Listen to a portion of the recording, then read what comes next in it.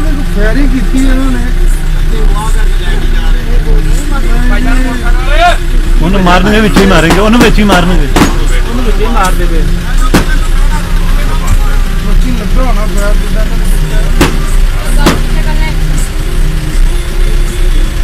ਤਿੰਨ ਬੱਚੇ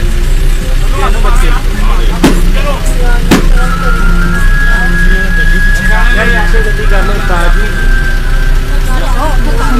ਜੀ ਗੱਡੀ ਕਿੱਥੇ ਲੈ ਜੀ ਇੱਥੇ ਨਹੀਂ ਆਉਣੀ ਬਸ ਕਿਹੜਾ ਕੰਮ ਹੋ ਗਿਆ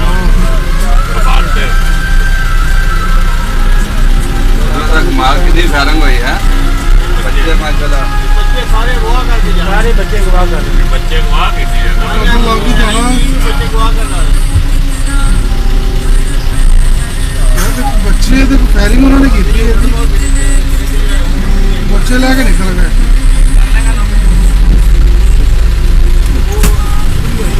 ਚੱਲ ਬਾਬਾ ਆ ਜਾ ਹਾਲਾਤ ਦਫਾ ਬੈਠ ਮਸਲਾ